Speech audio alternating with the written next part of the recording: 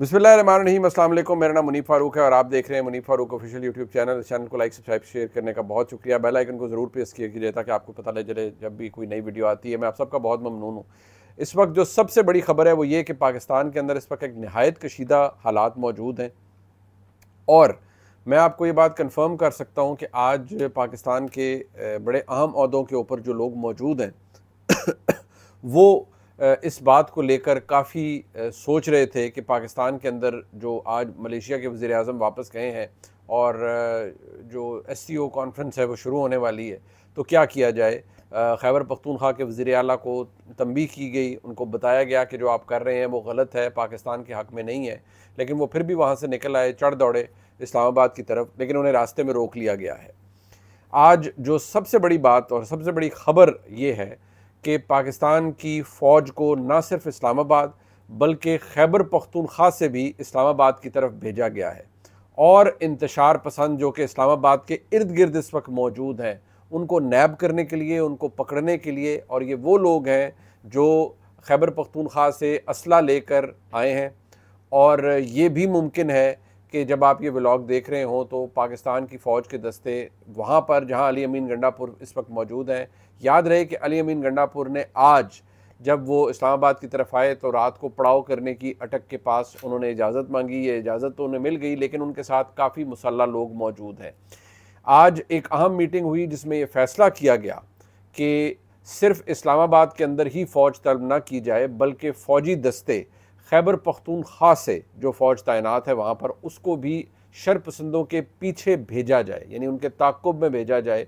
और अगर कोई ऐसे लोग वहाँ मौजूद हैं जो कि नज़र आ रहा था कि लोग असले से लैस मौजूद हैं इस रैली के अंदर, कुछ ऐसे लोग मौजूद थे जिनके पास असला है, तो ऐसे किसी हालत को बदलने के लिए, ऐसी किसी हालत को कंट्रोल करने के लिए पुलिस नहीं फ़ौज को भेजा गया है, FC नहीं फ़ौज को भेजा गया है, रेंजर्स नहीं फ़ौज को भेजा गया है।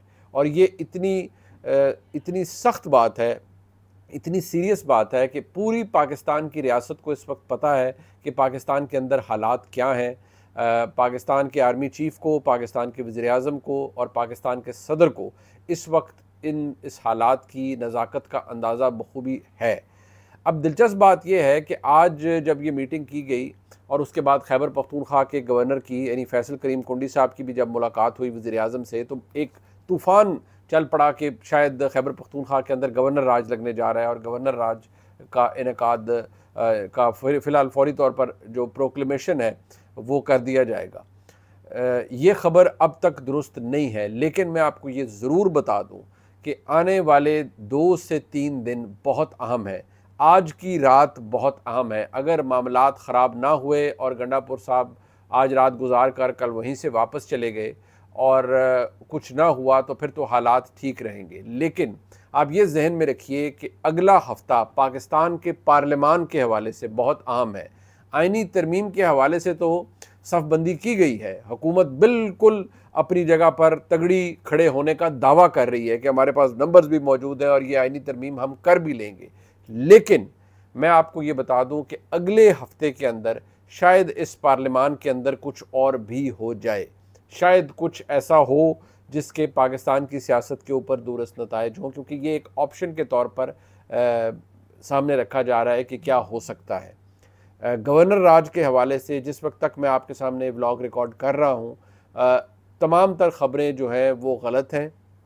कोई गवर्नर राज के लिए कोई समरी मूव नहीं हुई, ना ही प्रेसिडेंट, क्योंकि आर्टिकल 232 के तहत जो सदर पाकिस्तान है वो ख़ुद भी ये कर सकते हैं अगर वो मुतमईन है कि सूबे के अंदर कोई बैरूनी या अंदरूनी डिस्टर्बेंस ऐसी हो चुकी है कि वहाँ पर निज़ाम हुकूमत नहीं चल पा रहा और वो beyond the reach of provincial government है, सूबाई हुकूमत के इख्तियार से बाहर है या उनकी कंट्रोल से बाहर हो गए हैं हालात, तो गवर्नर राज लगाया जा सकता है, इमरजेंसी लगाई जा सकती है। ऐसी सूरत में गवर्नर के पास इख्तियार चला जाता है, फेडरल गवर्नमेंट एक्सरसाइज करती है अपना इख्तियार गवर्नर के थ्रू। लेकिन ऐसा फ़िलहाल कुछ नहीं होने जा रहा। और ये भी ध्यान में रखें कि आर्टिकल 232 के तहत पहले ये लगाया जा सकता है और फिर दोनों हाउसेस से इसे मंजूर किया जा सकता है करारदादों की सूरत में।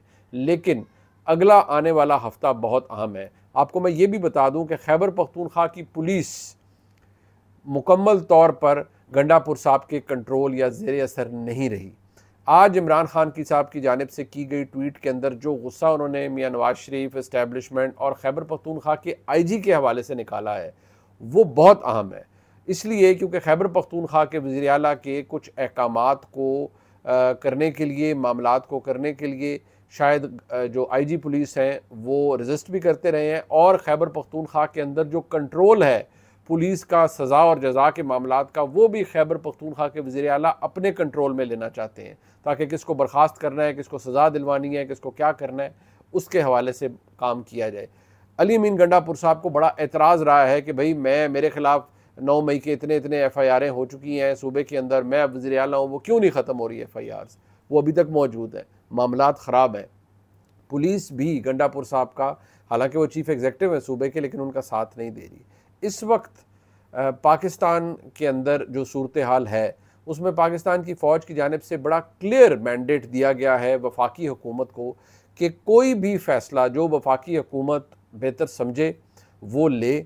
और इसी सूरत में आज जब पाकिस्तान के अंदर वफाकी वज़ीर दाखिला मोहसिन नकवी साहब ने ज़रूरत महसूस की कि इस्लामाबाद के अंदर फ़ौज को बुलाया जाए, तो आर्टिकल 245 के अंदर वो जारी कर दिया गया है। फ़ौज की तलबी हो चुकी है, फ़ौज तैनात हो चुकी है, यानी पुलिस, रेंजर्स, शायद किसी जगह FC के दस्ते भी मंगवाए गए हों, और फ़ौज को भी तैनात कर दिया गया है। लेकिन जो सबसे बड़ी डेवलपमेंट जो मैंने आपको थोड़ी देर पहले बताई वो ये थी कि खैबर पख्तूनख्वा से भी भेजा गया है। क्यों भेजा गया, इसकी ज़रूरत क्यों पड़ी?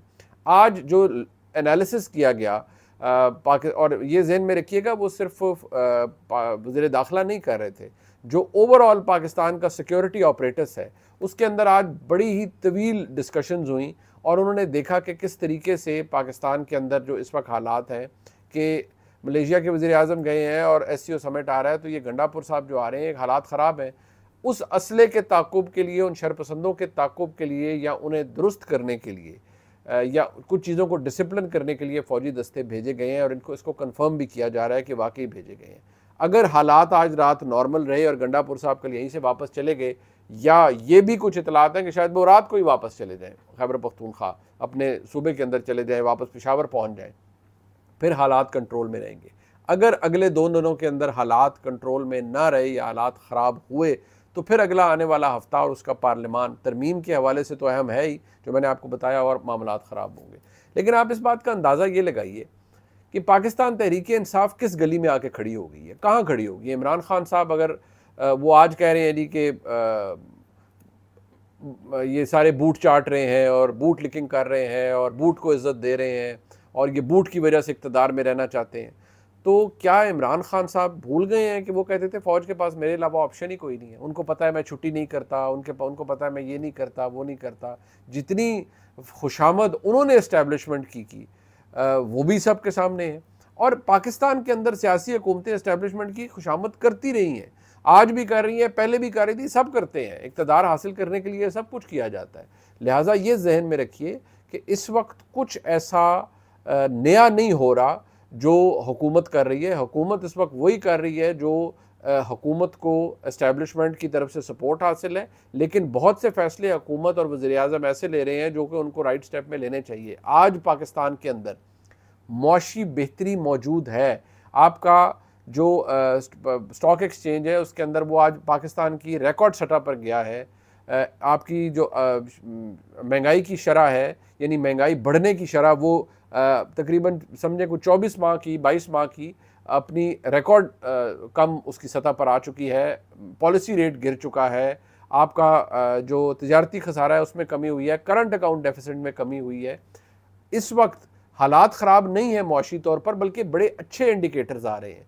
इस सूरत हाल में गंडापुर साहब का आना उस वक्त जब SCO समिट भी है, और मैं आपको ये बता दूं, मैंने आपको कल भी बताया था, गंडापुर साहब ने मिन्नत की खान साहब की कि जी मुझे बड़ा कहा गया है सख्ती से कि ये मामला ख़राब है और अभी ये ना करें, मौखर कर दें। लेकिन खान साहब ने कहा नहीं, ये तरमीम नहीं होने देनी और ये इनको सबक सिखाना है।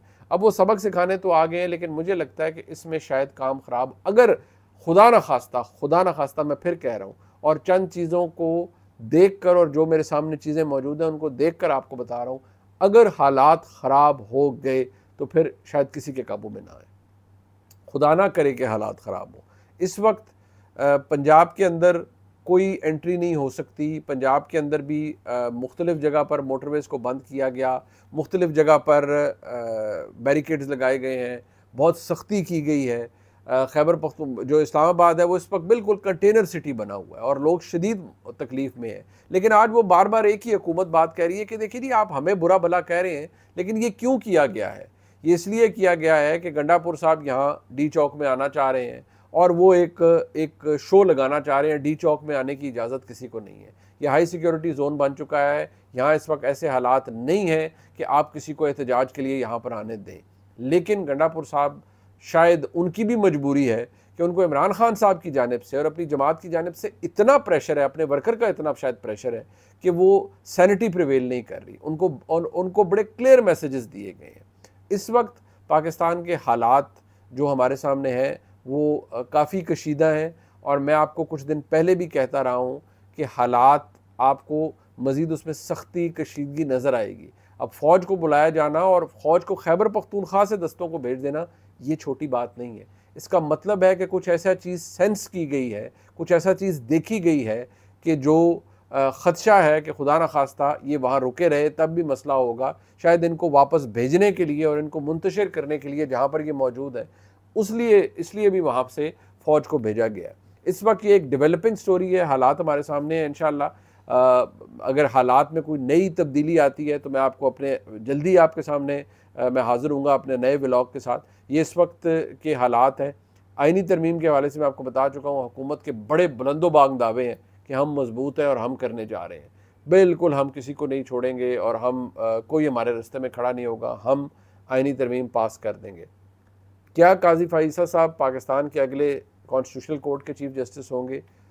दो व्यूज़ हैं, लेकिन होमवर्क इस पर किया जा चुका है कि अगर काजी फाइसा साहब ना हुए तो फिर कोई और आएगा। वो मंसूर अली शाह साहब नहीं होंगे, वो कोई और होगा जो आईनी अदालत का सरबराह बनेगा। दावे बहुत बड़े, तैयारी बहुत बड़ी, ऐन वक्त पर क्या होता है ये तो वो दिन ही बताएगा। व्लॉग आपने देखा, इसे लाइक, सब्सक्राइब, शेयर कीजिएगा। देखने का बहुत शुक्रिया। खुदा हाफिज़।